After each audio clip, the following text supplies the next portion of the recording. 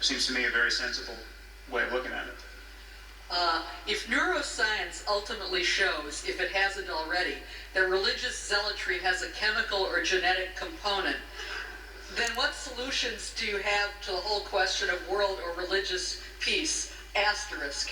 Note that half of all scientists are religious may be the direct measure of this genetic component. Yeah, well, it all has a genetic and chemical component. I mean, every aspect of our experience. The nature-nurture divide has been somewhat oversold. Again, I would point to Western Europe. There's a level of unbelief in Western Europe, in a country like Sweden, for instance, that is just the polar opposite of our situation. Here we have something like 3 or 5% of Americans who will call themselves atheists, and maybe 10% who are just fundamentally unsure. We have 90%, basically 83% of Americans believe that Jesus literally rose from the dead. Something like 80%, depending on how the question is asked, 60 to 80% of Swedes are atheists.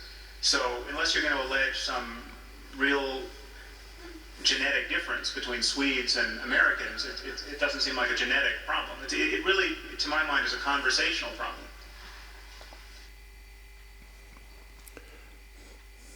Every human being has a genetic religious component, and this is the one that is coming along from their traditions. Every nation has traditions, and this tradition is interpreted as religion. Is nothing else but the customs of every nation.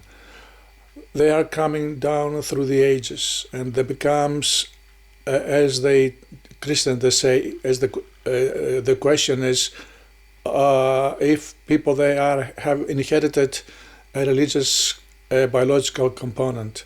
Yes, this is coming by itself through the manifestation of the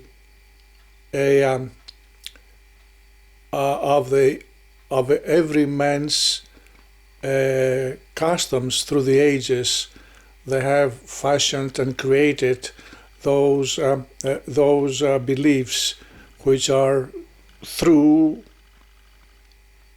the will of freedom. They came by their own free will. Nobody forced upon them. On the other hand, the Christian biological component is technical. It's been implanted in human souls by force. That's why they don't have any fruitful influence on human nature, because it is foreign to human soul. Why the Swedish are 60-70% atheists? They are not atheists, they are theists. Sweden, Scandinavian countries and Norway, they are coming from the Vikings stock. So they have their own myths and stories, heroes and gods, and they rest upon them. We see in football games, they are wearing the helmets, the Viking helmets, right? With the two horns protruded on the top of it. This is the reason why.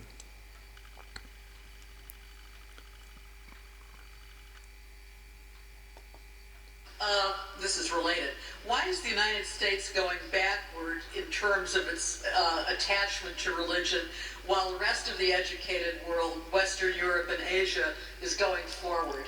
In other words, what accounts for the extraordinary persistence of fundamentalism in America compared to the rest of the developed world? Yeah, it is a persistence. I don't think it's that we're necessarily going backwards. It's certainly become more visible, and it has become politically more empowered. But the levels of fundamentalism, if you look at just the Gallup polls over the last 70 some odd years, the numbers of people who believe that Satan literally exists, for instance, have been really constant within a few percentage points. I mean, incidentally, it's 68% of Americans believe that Satan literally exists. And 28% believe that evolution is a scientific theory backed up by evidence. I mean, the most tenuous possible accommodation to the last 50 years of molecular biology and the last 100 years, 150 years of biology. So this question is related to the last one we just talked about, America. America is bit and pieces comprised by all nations of the world. When they come together, they create their own communities. Just like us, we grew up in Toronto. All immigrants, they got together and created their own communities, like Italians, like the Helladics, like the Yugoslavs, Polish, Russians, I call North Americans, right? All of these communities, they have their own celebrations, celebrating their own customs of their countries. So, and of course, most of them, all of them rather, are Christians. So what they were celebrating, Christian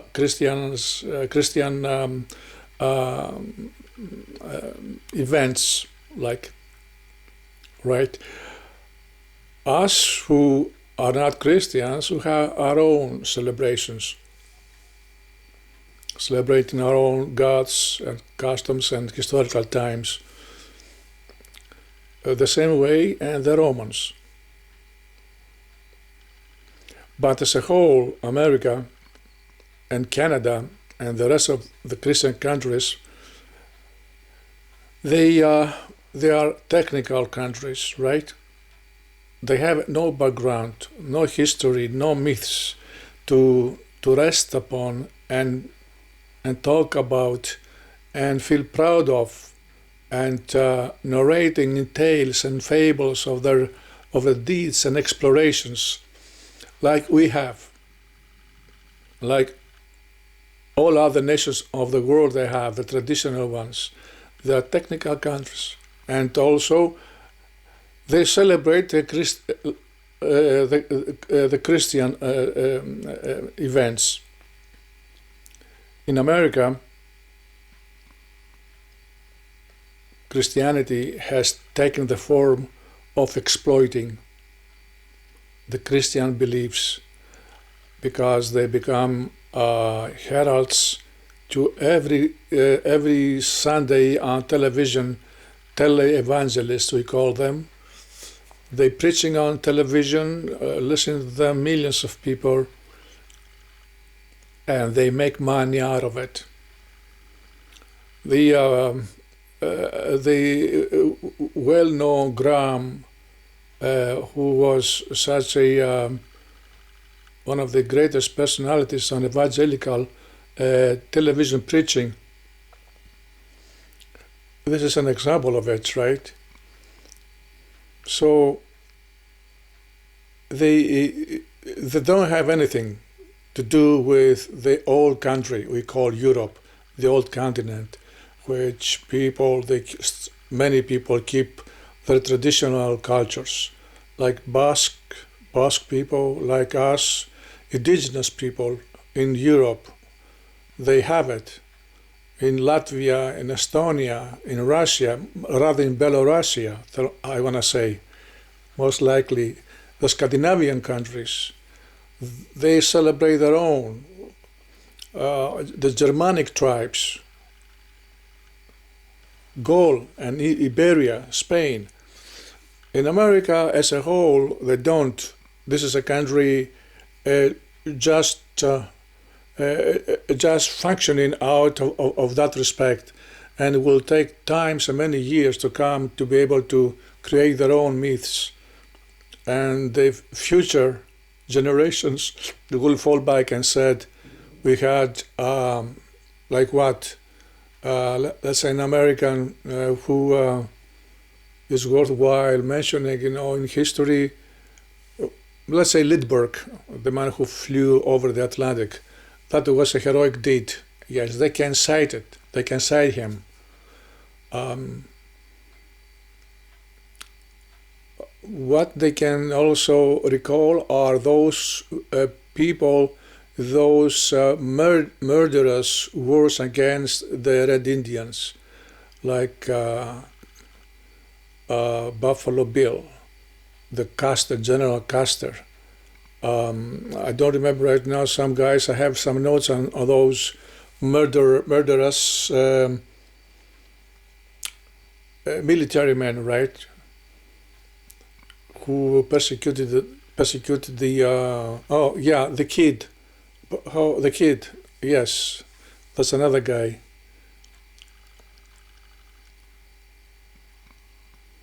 They persecuted the Indians. They wrote a bloody history on the country. This will become a fable after 3, 4, 500 years in the future, if that country still exists. Then they will become as a nation after those in the future, right? But now still it's fresh and new. I can't create any worthwhile to be able to talk about our glorious past.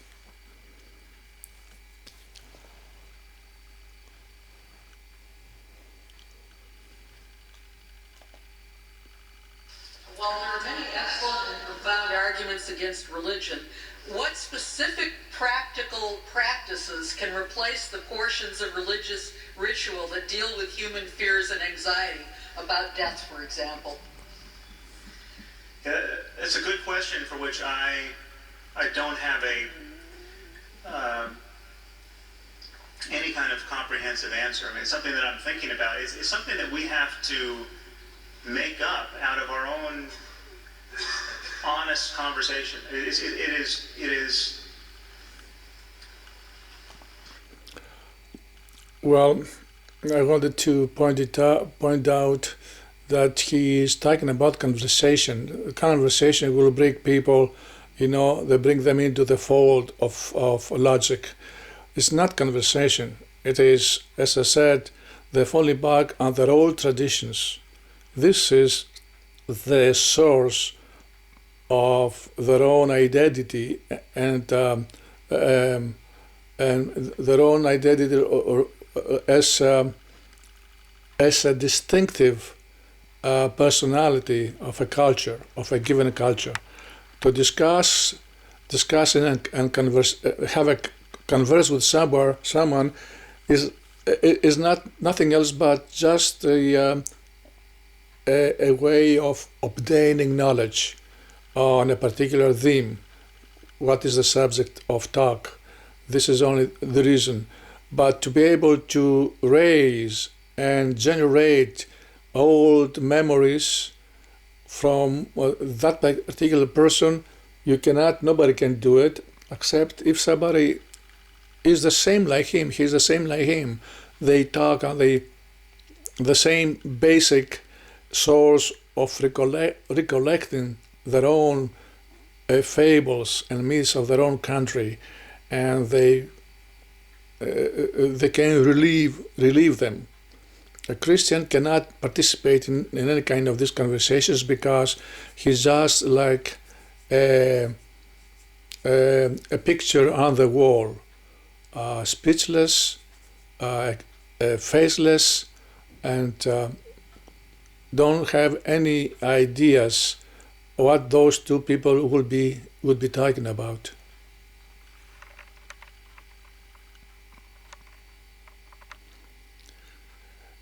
and he would not be able to understand them because they talk in something which he cannot relate it with, because he doesn't have anything which resembles to them as an identity. They talking strange things as far as he is concerned. So much he is outcast of a society of people who are having common background, common cultural beliefs and customs. Christianity don't have it. The same like Muslims. They have no fables. The story are just is just how long 1,000 years ago, and this is plastic history. It's not real history.